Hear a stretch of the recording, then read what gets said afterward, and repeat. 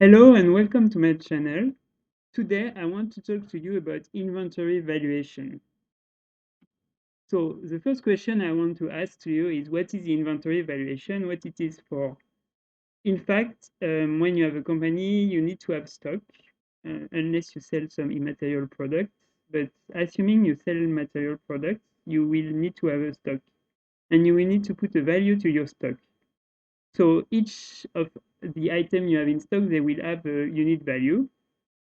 And basically, you take the unit value of each different products and you multiply by all the quantity that you hold in your warehouse, right? And then that will give you a stock value.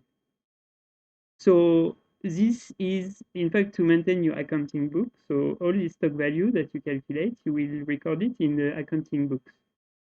And the stock value need to be updated under certain conditions, and it need to be kept current, meaning that every end of month or like in real time, you will have a stock value to account for. There are four main inventory valuation methods that I will cover in this course, in this video. So you have weighted average, first in, first out, which usually we call FIFO. You have last in, first out, which usually we call LIFO.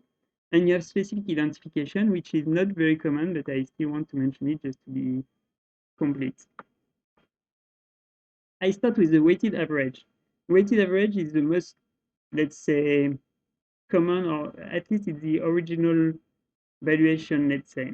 Basically, what you do for weighted average, you just take the total cost of all the items that you hold, and then you will just divide it by the number of units.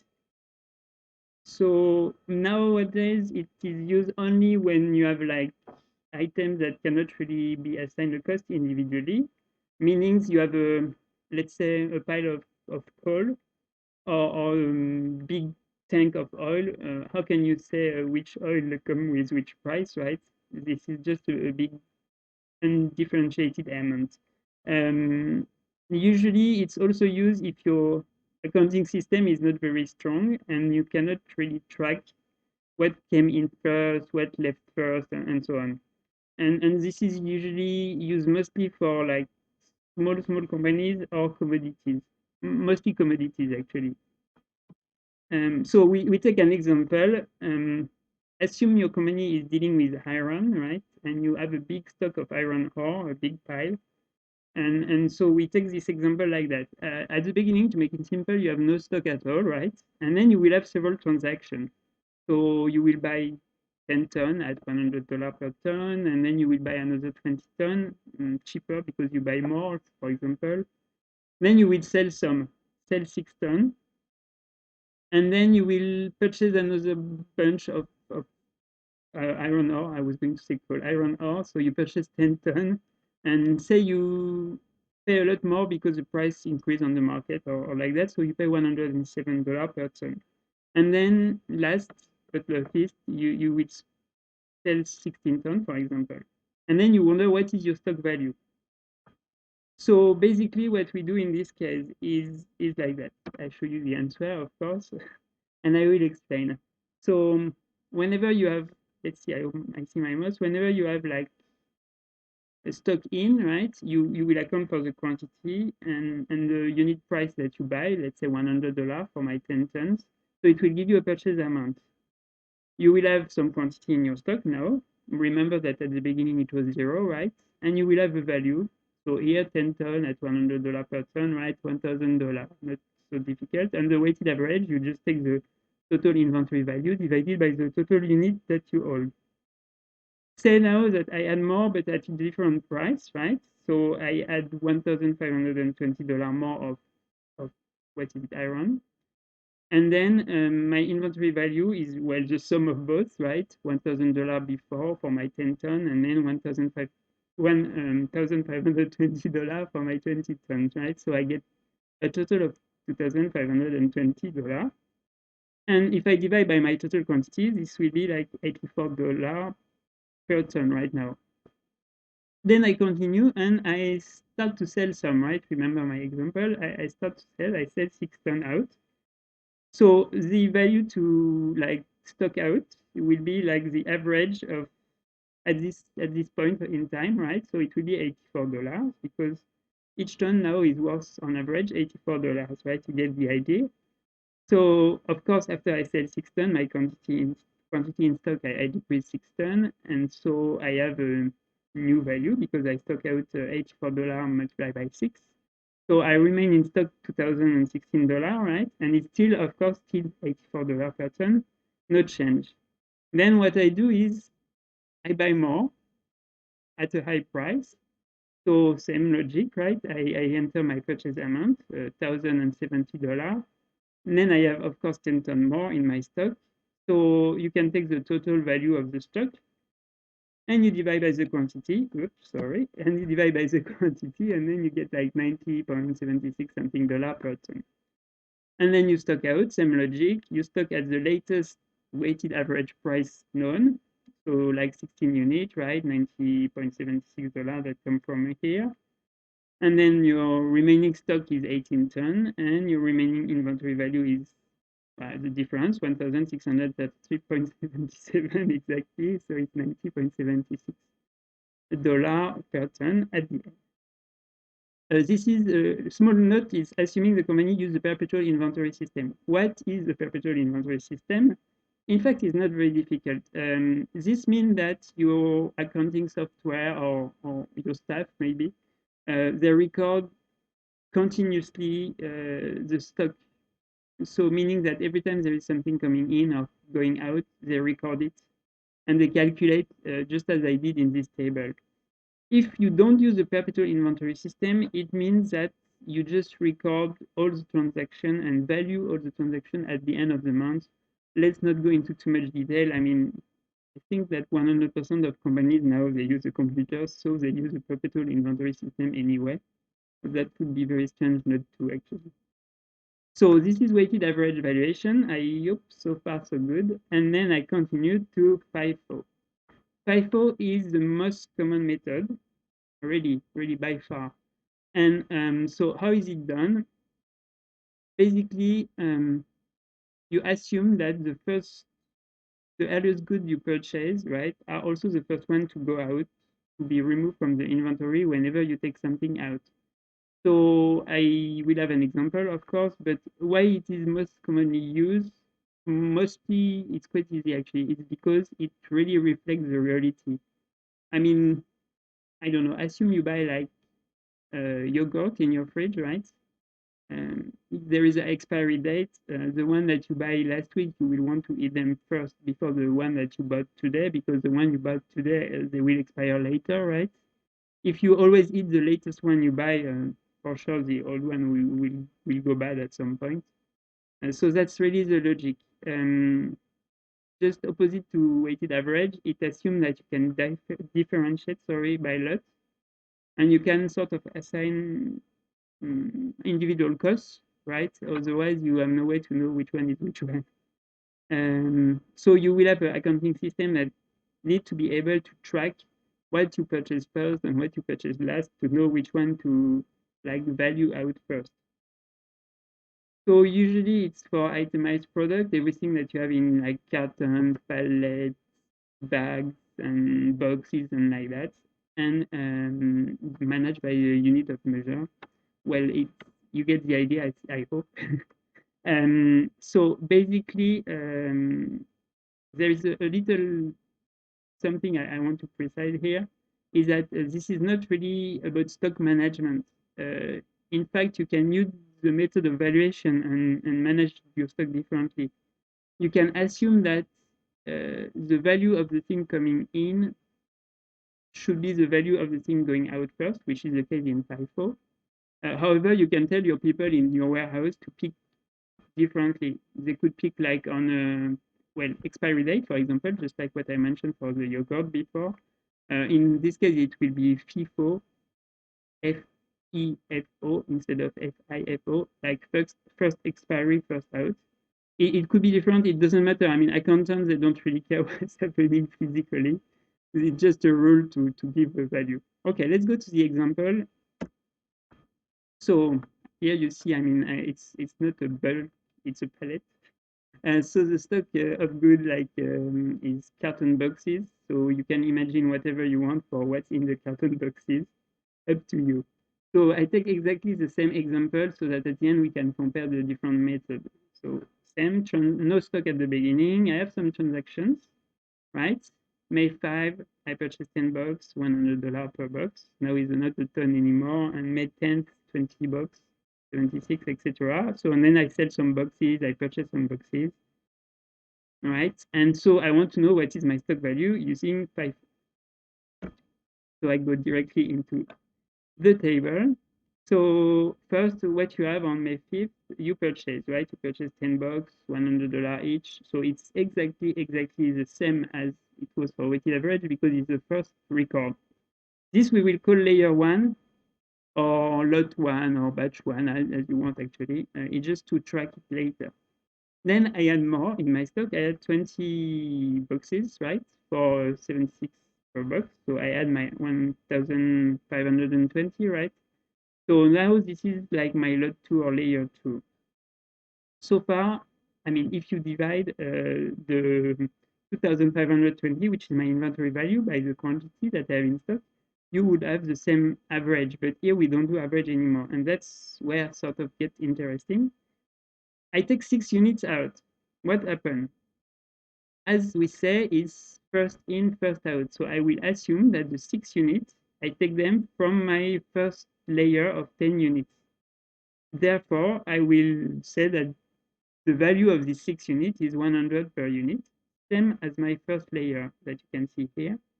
Okay, remaining 24 bucks. In fact, you have like four bucks remaining for my layer 1, and then you still have the 20 for my layer 2. So that is 24. And then you will add more, which we will call like layer 3 because it's another lot. So we will add like 10 more, but for $107. Therefore, the stock, you have now 34, right? 34 boxes, and you have like inventory value of 2,990, which is the sum of layer 1 for what's left, the 4 box left, plus all of layer 2, plus all of layer 3. You can recalculate by pausing this video, and you will see. I mean, if it doesn't work, leave me a comment, but it should work. Then after that, so you will stock out more. You will stock out, as we say, and I go back once again, 16 boxes.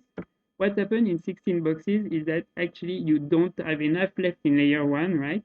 So you will take the remaining from layer 1, because it's the layer that came first. So you will take the 4 remaining box, still at $100, because as you remember, we purchased $100, right? And then you will take another 12 boxes from the layer 2, which were bought at 76. And look, that's it. You have your 16 boxes out. And then what's remain is 18 boxes, right? The 18 boxes, what are they or where do they come from more exactly? They come from 8 boxes from layer 2 and 10 boxes from layer 3. And that's it. Your stock value now is 1,678. I hope you get the logic. Otherwise, you can watch this video twice. So that's for FIFO. Let's go to the next one. LIFO. Last in, first out. Really the same idea, except what you bought most recently, you stock it out first. It's not very common. I mean, it's really not commonly used. The main reason is that usually it's easier for a company to reflect what's happening in reality, right? So to take what they buy first out so that it doesn't like collect dust in the back of the warehouse, something like that. After the requirements are the same. I mean, items need to be differentiated and your accounting system need to be able to track, same as FIFO actually. So I go into our exactly same example. I guess this slide, I don't need to repeat too much, that we will purchase some boxes, we will sell some boxes, right? Same quantities, same prices. And why it's interesting is that if we follow this logic, we will not have exactly the same result. So first, I get my 10 boxes in, right? $100, so I have $1,000 in stock. This is still my layer 1. And then I take 20, I purchase 20 more boxes, so at $76 per box, right? So you remember it's $1,520 more. So my stock now I have 30 boxes and $2,520. And I take 6 boxes out. This time, you remember LIFO, right? It's written here in the corner. So what you do is, in fact, you take the 6 from the layer 2, not from the layer 1 anymore, meaning that the 6 will be valued, right? They will have a price tag, let's say, of at $76 because you take them from layer 2 and because we're in life. After same logic, you get 10 more in at $107 per box. Not very good price from your supplier. And then you have 34 boxes. But the 34 boxes this time, I mean, you have like 10 from your layer 3, right? You have only 14 remaining in your layer 2 because you take 6 out at the previous step. And then you still have 10 from your layer 1. And you want to sell like 16 more. So what will happen for the 16 more? You will, in fact, you will take 10 out from your layer 3 because it's the latest one that you have available, right? So at 107. Then no more in layer 3, right? You take all actually. And the remaining you will take from layer 2 because it's the one that you got in just before layer 3. And you still have 14, so you just take 6 out. Each of them you take at a price tag, let's say, of 76, at a valuation of 76, remaining 18, and for a value of 1,608, right? This is, I don't remember, but it's like 14 minus, is like some from layer 2, but I write it here, sorry, 8 from layer 2 and 10 from layer 1. So that's it. And the interesting point is this. I summarize the 3 methods. Okay, as you may have noted, there is one more method that I will mention after. But because I say 4 methods and we just see 3 so far, but so basically I summarize here. You have the weighted average, which we call WACC usually, but weighted average, right? We'll have FIFO and we have LIFO. We purchase the same, 3,590 in total. I can go back to prove it. Let's say you purchase 1,000, then 1,520 for 20 units, then $1,070 for 10 more units. So overall, you purchase 40 units for 3,590, right? Then the cost out will vary depending whether you take like the average cost whenever you take something out or whether you take the cost of the uh, first layers, first batches that came in out. And then the last one is if you take the price tag, let's say, from the latest batch that you receive instead of the earlier one. The ending stock quantity obviously is the same. It has to be the same because you take exactly the same number of products in and out in the 3 examples. The ending stock value also different depending whether you value what's remaining at the average, at the well, last batch is remaining or first batch is remaining. You remember in the LIFO, actually my layer 1, we haven't touched it yet at all. It's collecting dust in the warehouse. And okay, just to make sure, right, that everything is in order, you can see that whatever you take out plus whatever you have still in stock at the end, it really reflects the entire value of goods that you got, right? So this is just to check or to prove that nothing disappeared. It just that it gives not exactly the same view of what's happening in your stock. You can see that the differences are not extremely significant, okay? It's just methodological differences, but still it's important. It has some little implications. I mentioned first about the fourth method that I listed in the different method for evaluating inventory. This specific identification, frankly speaking, I did some research because I was not really aware of this method. In fact, it's when each item is individually tracked in and out of stock. It seems it's used, for example, when you have an art collection. I don't know if you do, I don't, but if you have an art collection, then for sure two paintings are not actually the same at all. They're not comparable, and they probably have a very different price tag, and they can be traced. If you have a Van Gogh and a Monet, that for sure you can trace them.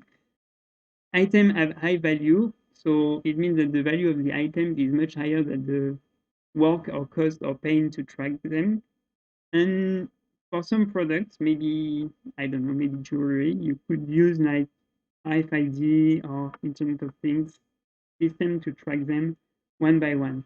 And you need, of course, to have a very, very strong system because it will be a lot of records to track everything individually. So if you are like a mass producer of goods, you don't do that. So what is the conclusion of all this? First, I hope it was clear. And what's important, if you want to choose a method to value your inventory, you need to consider, are you dealing with commodities? Are you dealing with products that are not differentiated? Or do you have a small accounting system that cannot track what's happening in your cost? In that case, use a weighted average. No issue, no need to consider it further. I mean, for commodities, for cereal products, for this kind of thing, you don't have to track batch by batch. If you can have differentiated item like boxes of products like that, you should go to FIFO. Don't bother with LIFO, it's not common. It's much easier to manage with FIFO, and your CPA or accountants will not be concerned about your choice too. The good thing with FIFO is that, I mean, I don't know if it's a good thing, but the important thing with FIFO is that you will value your cost at the oldest, sorry, you will value your stock at the oldest cost, meaning that if you have a lot of inflation, you will have higher gross margin because your price tag to sell to your client will increase with the inflation, most likely. But every time you will pick the oldest and therefore cheapest good from your stock. So you will show a higher margin. On the other hand, if your, I don't know, if your selling price drop a lot, let's say you are dealing with metals, right? So it's likely that when you sell to your customer, you have like some kind of index to the stock market price of this metal, like nickel or like iron or like copper. And therefore you might have purchased your stock at a higher price than the sales price you can do right now. And so it means it will sort of amplify. I don't know if you see where I'm getting there, but it will sort of amplify your margin when your selling price is increasing. Then you will sell cheap stock at a high price, you will have bigger margin. And on the other end, when the raw material is increasing, but your selling price not as much, it's likely that your margin will decrease. So it will amplify a little bit. LIFO is rarely used. I actually never experienced it myself, except theoretically. So I would not recommend it. In any case, even if you want to use LIFO for accounting purpose, you can actually. But it's likely that you will tell your warehouse people to manage a physical stock using FIFO because you don't want old stock to collect dust in the back of your warehouse anyway. It's possible to do that. You don't have to use LIFO physically. You can say, okay, pick the first one first and pick the most recent item after, just like you would do in any supermarket, right? Where they restock the shelf at the back. And at the same time, you can use LIFO for your accounting. It's strange, but it's possible. So just to summarize, um, all the methods, the three methods, I mean the four methods actually are allowed under what we call generally agreed accounting principle and IFRS, which is International Financial Reporting Standards, right? So three of them are really valid methods. You are allowed to use them. There's no issue. FIFO, as I say many times, is really the most common one, and it really reflects the actual operation closely, which is why everybody likes this one. And the stock management method doesn't have to be aligned with the inventory valuation method. That's what I say for LIFO. You can use it and you can still tell your guys in the warehouse, okay, use the FIFO or use the first expiry, first out. method, no issue.